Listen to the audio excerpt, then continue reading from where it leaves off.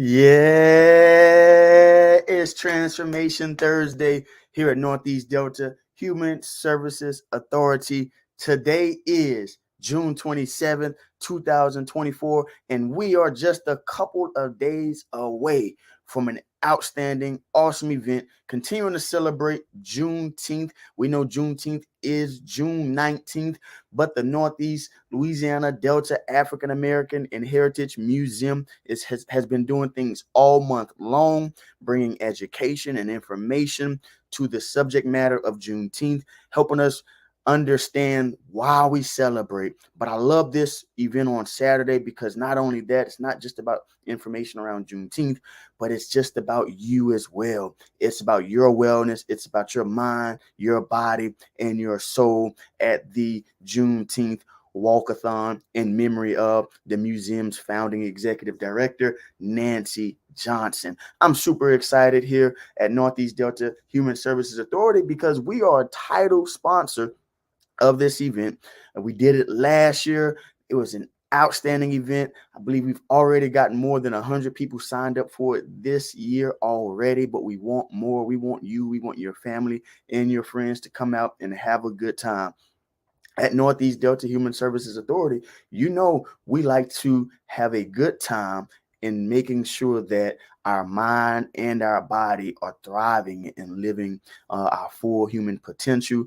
Our vision is to build a unified region here in Northeast Louisiana where individuals can truly thrive and live their full human potential. One shameless plug before we jump into our guest for today. This is part of the HSA's health and wellness initiatives. It comes as a part of our prevention and wellness department, but it's also part of Get Fit HSA, which on tonight, that's right, tonight, you can start getting fit while you get lit tonight at the Monroe Civic Center at 6 p.m. at our Jigger Aerobics event, Monroe Civic Center tonight, 6 p.m.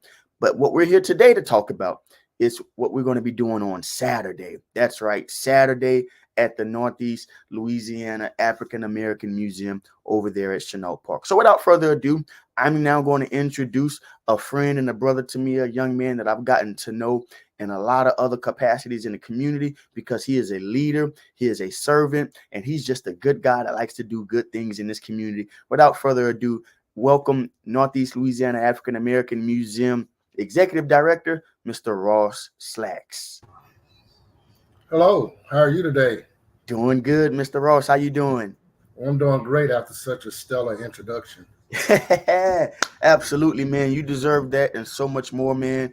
We got to give people like you your flowers now. You deserve them, man. I see you all the time, man, doing great things. Even we just Monroe for 60 plus years has been doing the Miss Louisiana pageant. You were an integral part of that. I see you doing all kind of other things in a lot of other different circles in the community. So thank you for what you do. Thank you for continuing to champion the African American Museum, creating great programs and initiatives for our community to continue to learn about Black history, Black excellence, and just about our culture in Northeast Louisiana. So thank you, and you're truly deserving of your flowers. Well, thank you. Absolutely. So, Mr. Ross, this weekend, Saturday, is the Juneteenth Walk-A-Thon, man. Tell us about the Walk-A-Thon, and then we'll get a chance later on to talk about Miss Nancy Johnson. Okay, the walkathon is something that we really started probably 5 years ago, and you all came in last year to help us in that endeavor. Mm-hmm. It's just a health and wellness activity that we like to do during the year to let people know that not only does your mind have to work excellently, but your body has to too. And one Mm-hmm. of the things is walking. Walking is something that everybody can do. Mm-hmm. We don't expect you to walk the whole length if you can, but at least give it a try and give it a start. It's something that we are hold very dear to our heart because it is something that we're doing in honor of Nancy Johnson. So it's Mm-hmm. going to be a good time for everybody. We're going to have a lot of things to talk about. We're going to have a lot of pamphlets to pass out. There'll be plenty of water and refreshments, and we're just going to have a great time. Absolutely. And it's always a great time at the museum. You guys do a phenomenal job of being just a great host. Every event that I go to at the museum, whether it's something that you all created as an initiative or someone rented your space out to do their own project there, You guys do a phenomenal job at just being great hosts and facilitators of initiatives and events in our community. What do you accredit that to, and why is that important for you guys at the museum? Well, that was a vision that was given to us by Nancy Johnson and my mom a long time ago. They were best friends, and they recognized the community as a whole. Northeast Louisiana is one of the poorest areas in the country. And what we're trying to do is we're trying to instill upon everyone that we can do better than just waddle in poverty all the time. Mm-hmm. And a lot of this comes from studying what other people have done in the community who have become successful. So we try to bring people in a nice environment, a good, clean environment, so they can understand that we can do things much better than we're portrayed to be doing. And that's the whole goal of the museum. I always Absolutely. say that I'm like the Blues Brothers. I'm on a mission from God. And this is exactly what I'm here to do. And so I try Absolutely. to make it as accommodating as possible to everyone. Absolutely. You all do a phenomenal job with that. You mentioned Miss Nancy Johnson. Uh, tell us about her. You just mentioned she is your mom's best friend, so you've known her obviously, I guess, your whole life. And just help us understand who Nancy was and her and some of the things that she was able to impact. Yes, she was a very integral part of the museum. It was her vision. Her and her husband was traveling, I believe, to Houston, and she come up with an idea, and he decided to get one of his house. We had an old double barrel shotgun house that we started out in, and her entire mission was to help those who are in need. I mean, even when she was working at the city school system, she was known as a compassionate person who helped everyone involved, not just black and white, but children, adults, older people. And as a result of that, they became close friends, her and my mother. And that became their mission in life, to make this museum something that African Americans can be proud of. And I'm proud of the fact that we've gone from a small shotgun house to a multi-million-dollar facility. And it was all because of their efforts. Yeah, absolutely. Wow. And for you to be able to assume this role with your family connection to the founder, Miss Nancy Johnson, man, how special has this role been for you? Oh, it's been a godsend to me. I mean, this is great. And I don't want to leave out Reverend Johnson, because it was his financial acumen that helped us to become what we are today.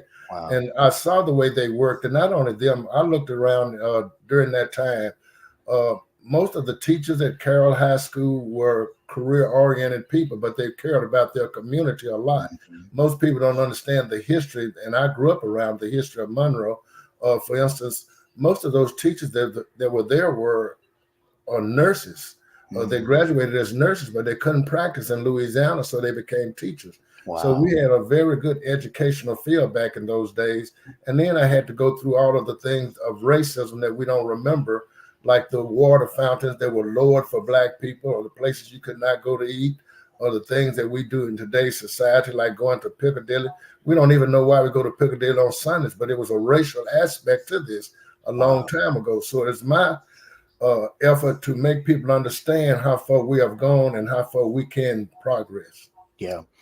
Let's talk a little bit about Juneteenth. We know we just celebrated Juneteenth on June 19th. You all have done some things in the previous weekends throughout this month. The community has done some other things as well. Uh, the now trend, if you will, of Juneteenth, because probably 10, 20 years ago, Juneteenth wasn't recognized and celebrated. Just here in the last couple of decades, especially since really even more COVID, even since I've seen more people, more organizations being more intentional about bringing awareness and celebration to Juneteenth. What are your thoughts on that, and how do you feel to see it now trending upward to increase its awareness? Well, I think it's a great idea that it has become what it is today. I think it should have been it should have happened sooner. But as we know, Juneteenth is about lateness, because African Americans were freed 2 years before this even happened, Hmm. and so it is up to us to make people aware of this and celebrate it in a positive way. One of the things that I really am proud of is that Monroe is the first in the country to signify this whole month as Juneteenth month.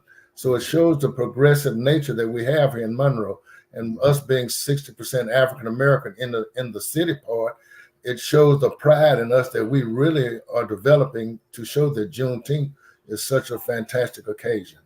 Absolutely. We should never forget Juneteenth because it lets us remember all of the other things that transpired before and after that event.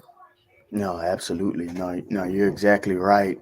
And Mr. Ross, we talked a lot about the African American and the Black community, but throughout the years, as I've been to the museum and different events there, uh, you all are, it's not exclusive to just Blacks. You guys are very inclusive of all walks of life, all racial and ethnic groups come and learn and grow at your museum. How important is that as well?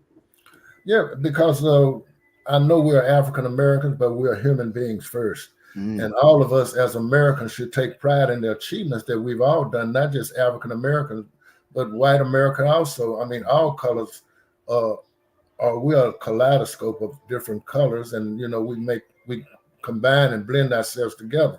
But we mhm. got to remember that it was just not us in the struggle. There were a lot of people of different colors that were also in the struggle that helped us to make it where we are today. Uh, we had when we first started out, we had a board that was probably 30% Caucasian. Wow. So while we were working toward that goal, we had a lot of people of different races to help us to be where we are today. Absolutely. Absolutely. And that's so important because it takes all of us, the entire community, to celebrate one another. We Right. celebrate 4th of July. We celebrate Cinco de Mayo. We celebrate Juneteenth. We have to encourage and celebrate one another in the achievements and the milestones of us as a human being, as a race of people first and foremost. So, Mr. Ross, man, this has been phenomenal conversation. I could talk to you on and on and on and on. Yeah. But I know you guys have things to go to get ready to do to prepare for Saturday, June 29th at 7:30 a.m. in the morning. The race will begin registration and kickoff. Not race, but the walk. Again, it's a walk. You can run it if you want to. You Yeah. can walk it. Just come out and have a good time and get some powerful information and resources that uh, I will have a table out there. The HSA will have a table out there as well. Some other groups, the Northeast Louisiana Black Chamber of Commerce, I saw have come in as a sponsor on this thing, as well as the Black Creative Circle for North Louisiana. And so this thing has been very well supported, and you don't want to miss this. Mr. Ross, anything else you want to add? Well, no, I think that's about it. I just want everybody to come out and have a good time because, a lot of times we think that that's a lot of work. But when you're walking with your friends and you're talking and you're meeting new people, you will make that lap before you know it. So come on out and enjoy yourself.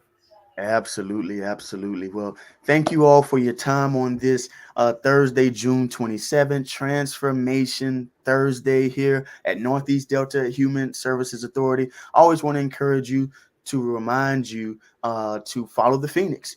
If you're looking for more information, looking for something to do out in the community, either Northeast Delta Human Services Authority, we're a part of it or we've created it, but we're certainly always trying to find innovative ways to get you to feel better about yourself. And guess what? Later on Saturday, June 29th, later on in the day at 3 p.m., we will have at Powell Recreation Center over in Monroe, in the heart of Monroe, close to ULM, if you're familiar with that area, in the Booker T area on Powell Street at the Powell Recreation Center. We've partnered with the Junior League of Monroe, and we're going to have a day of service where we're going to have awesome vendors, resources, and information for the entire community to just come out and be empowered, feel empowered. And so, again, we're just trying to figure out ways to bring the information, the wellness to you. And so, we want you to feel the absolute best about yourself because you deserve to live the best version of yourself. So, thank you for your time. Blessings and peace to you all. Have a good day.